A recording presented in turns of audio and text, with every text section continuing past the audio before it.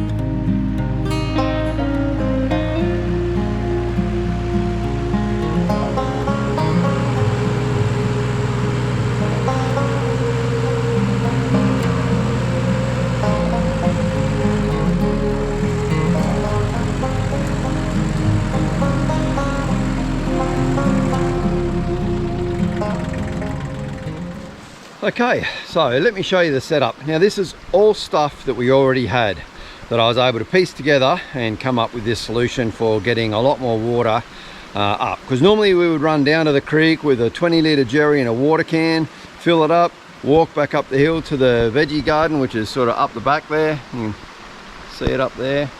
So back and forwards took forever. So my idea is if I can get this IBC, which is 1,000 litres, if I can half fill that, that'll be 500 kilos. I think that's maximum weight for lifting in that tractor. But you know, 500 litres up there, that'll do us for several days of watering. And eventually what I'll do is I'll get a longer hose so that I can pump directly to the container rather than having to bring the container halfway down. But what I've got so far is, so there's the container. I've got this old grey water hose that I had. It's actually two joined together there, going down. There's a little pump on the end of that, and the cord for the pump comes up to here. I've got the little generator here, so I just tested it out. The water does pump that high, so I'll get it started and then I'll show you.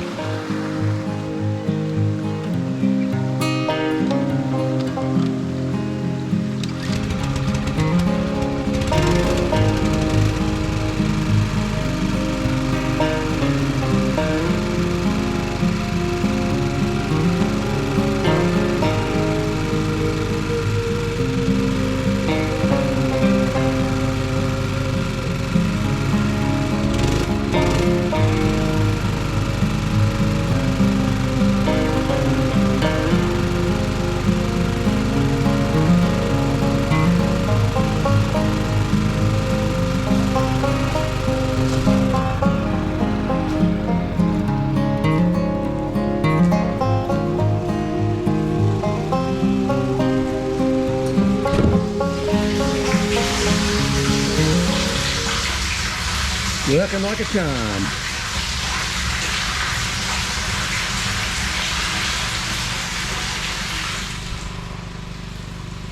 So now I'll just give it, I don't know, 5 minutes, 10 minutes. We'll see how long it takes to half fill it. Then I'll just move it back up, put it on the stumps, and then I can start watering the veggies garden up there.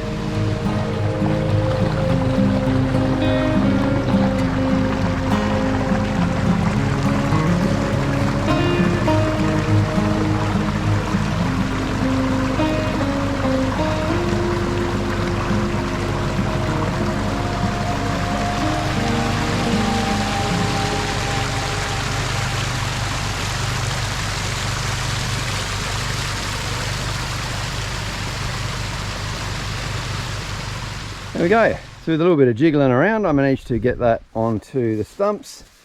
So I think there's about 400 litres in there. Yeah, about 400 litres. It's basically right to there, which is there's the 300, 400's under there, 500. So 400 litres I managed to get in there. I just got to straighten that back down like that, and then I'll be able to fill that up, fill the watering can up directly from there. Get some watering done. Now I am up here by myself, so I'm not going to bother filming that. I'm going to get some watering done, and then we'll cut straight over now to me milling the log, which was where I'd finished up last week's episode. Hope you enjoy that part.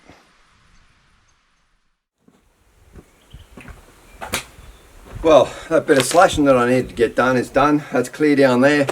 And then I went and got one of the logs from down around that tree that we fell down at the start of the year. Because the next chore, I need to make some more legs for my beehives. They only need to be 80 centimetres long. That's 1.5 metres long, that piece. More than long enough. So I'll get to slabbing this up and we'll get some legs made.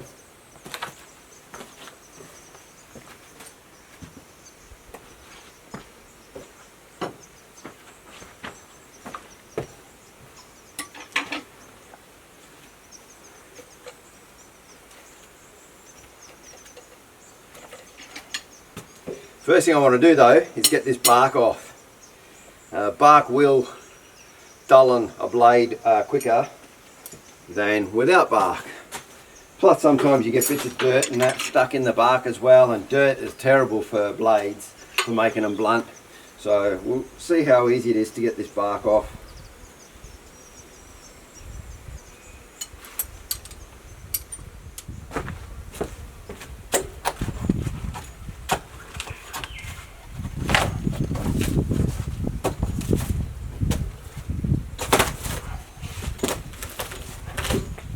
That was pretty easy, happy with that.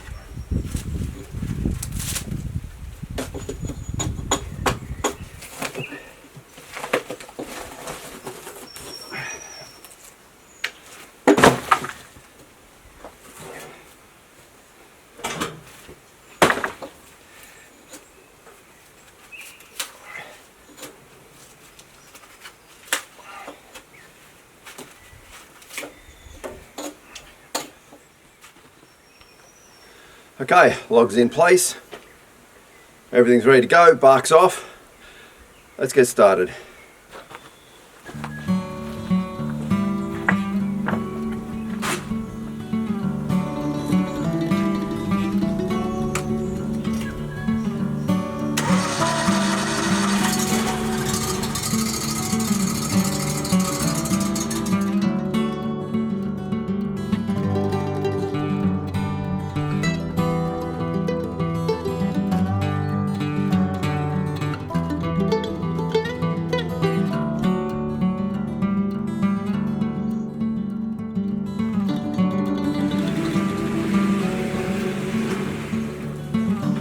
Now that I've got a flat, I just want to rotate it, do the next cut. I also want to put the bucket on, so I'm not got all that sawdust there.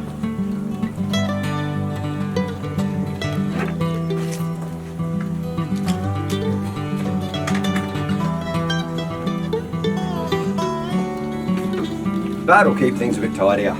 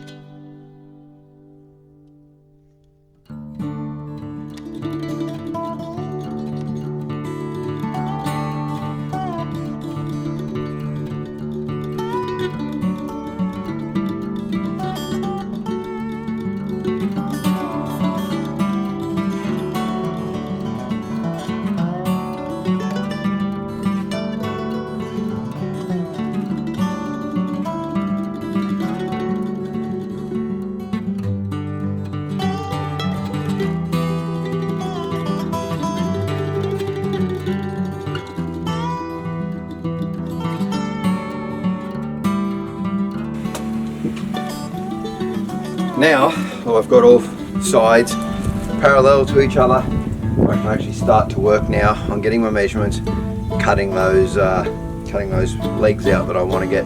So the legs, I want to cut them to be 2 inches by 3 inches.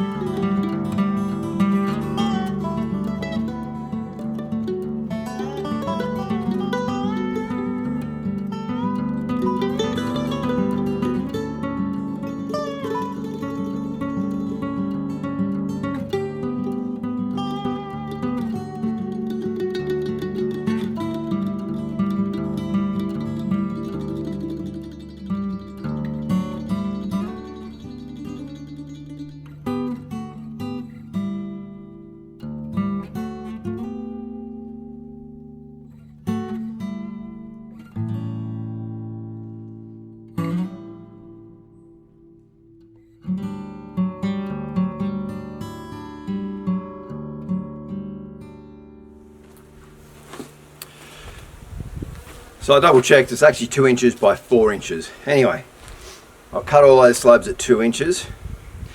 That last one there was about 3 inches left. So I just flipped it over because it was coming in like that. So I wanted it at the thickest point, so I flipped it over, took an inch off, and then I had the thickest 2 inches. And as you might have saw, because I was playing that super speed, you may have noticed that some of the sides did split off just a little bit, so there was a crack running down one edge. I'll still be able to get a couple of beams out of it, a couple of legs out of the rest of it. It's just the nature of it, it's what happens. Logs get cracks in them and you just work around the cracks and you make the most of the timber that you've got left. So now we'll stack them all up on their sides, start to cut at 4 inches, we'll get our legs. Boards are stacked in there now. As you can see, they're different heights because some of the sides split off some of those. I will just run through at 4 inches. I'm going to end up with some good beams out of it, which I'll use for legs for the beehives, and then others, they're just not going to make it and they're going to end up being firewood. Exactly the same as if you saw me cutting the top bars for the beehive a couple of sessions ago. So I'll just run it through, and yeah, if I end up with a half leg or a piece that's all wonky because it's on a rough edge, so be it. These two pieces over here, neither edge is straight, so what I need to do is get that in once I'm done with these, get them level, take an edge off so I've got a straight edge, flip it over, and then I can cut maybe a couple of extras out of that. So let's get these ones done.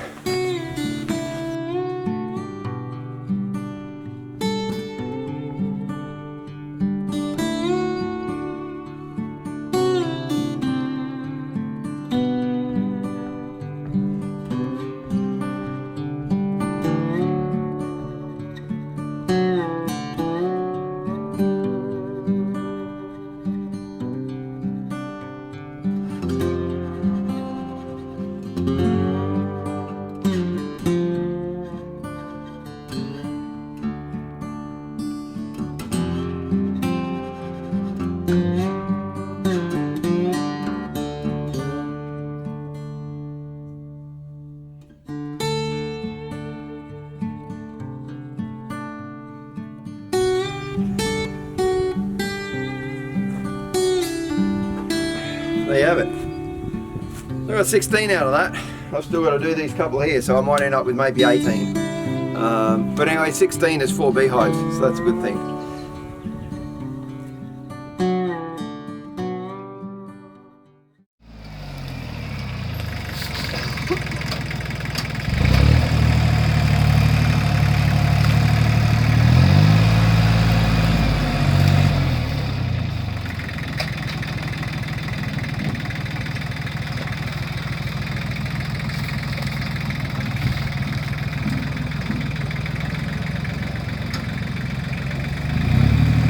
So eventually we'll probably get a dozer in to do a really good push, but for now we're just sort of semi-clearing so we can get the car in and out.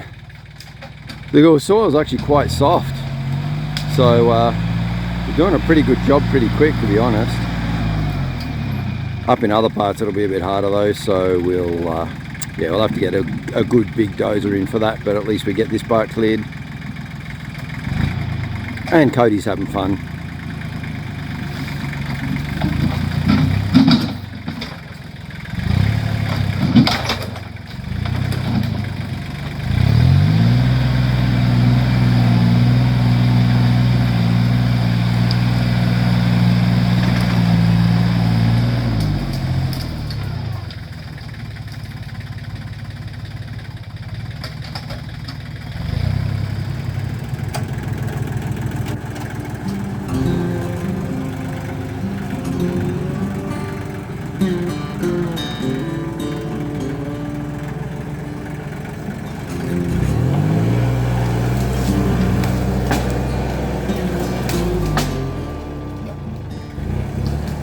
So even those little trees, they just pop out of the ground so easy. Like I said before, really good soil up here, beautiful soil.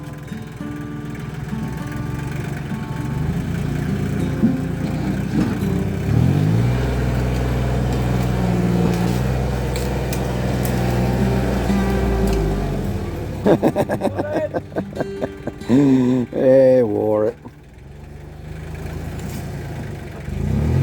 I better go and help him pull it out.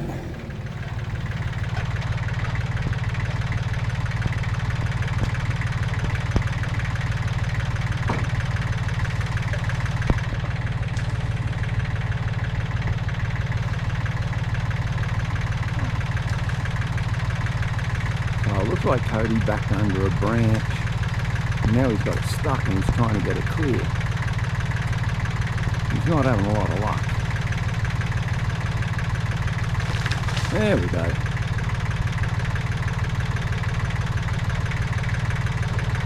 We're just trying to punch our way up through this bit of bush here, because we had to change the entrance point.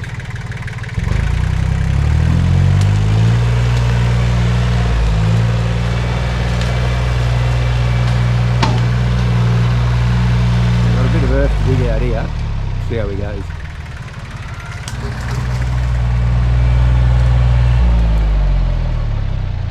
Whoop, fuck a moment. He was up on a rock, nearly rolled. Give him a try.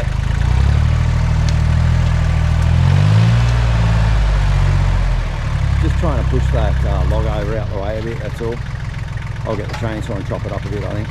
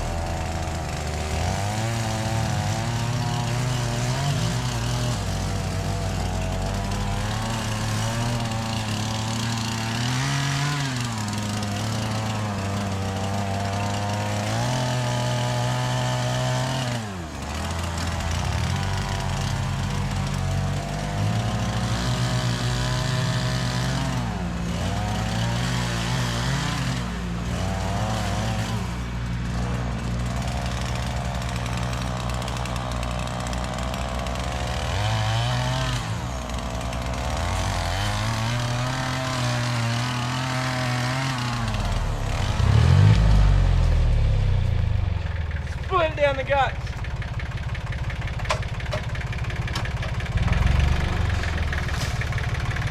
Go have a look at that.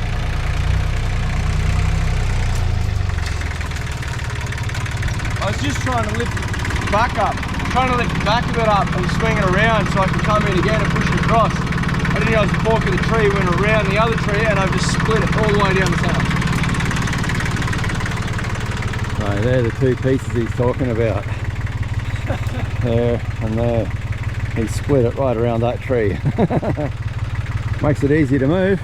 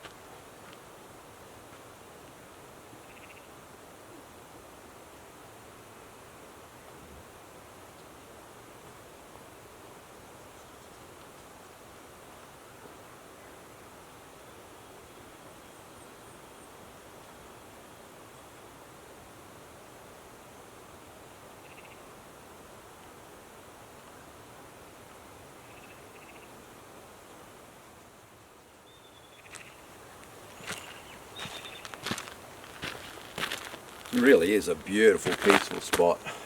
I've even seen a few platypuses swimming around, but not much right there. I might move up the shoreline a little bit.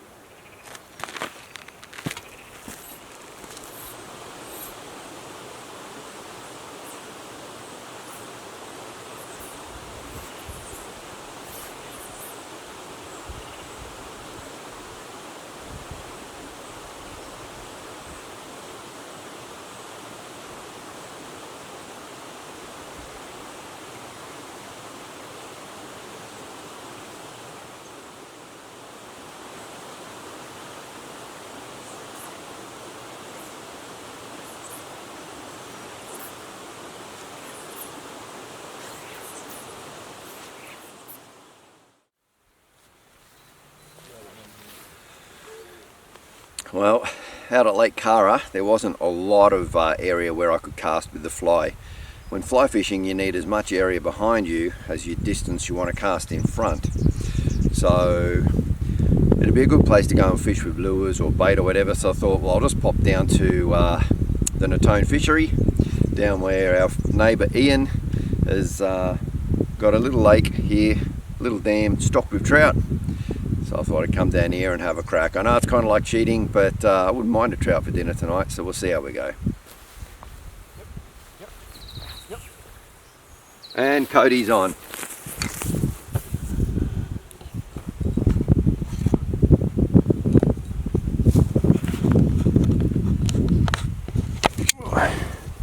Well, that didn't take too long.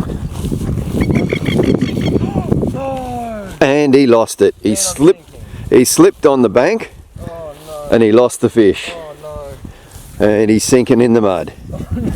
Ugh, yeah. And remember I said when we were down the river that as soon as you give them any slack, they can shake the hook. You've got to keep the tension on. Now when Cody slipped on the bank, he gave it that little bit of slack that it needed, and bang, trout was off. But good to see they're biting. So, this one. Yeah. Soft plastic. I'll show you this one. Yeah, yeah. I haven't used these before, but it's a little mayfly soft plastic. Looks really good, really lifelike. So, and it obviously works. It fooled the trout because he was on. So we'll see how we go.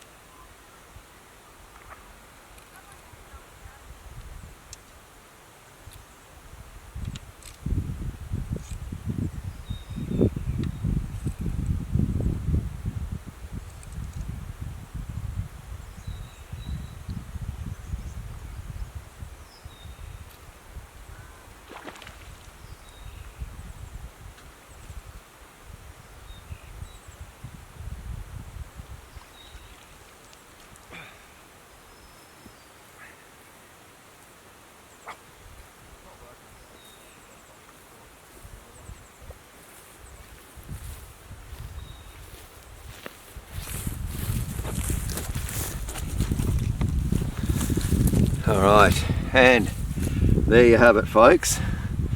A lovely rainbow trout. Look at that. Now, I'd like to say thanks to Matty Collins because that fly, that mud-eye fly, Matty got me that for my birthday. So thank you, mate. There's a lovely fat rainbow. That's going to go in the smoker tonight. Winner. Alright, so there's that fish again. Now, he's got a funny bump on his nose. Almost looks like he's got a little hole in there. Maybe a bird or something tried to have a go at him. But yeah, beautiful fish. He's going to taste good.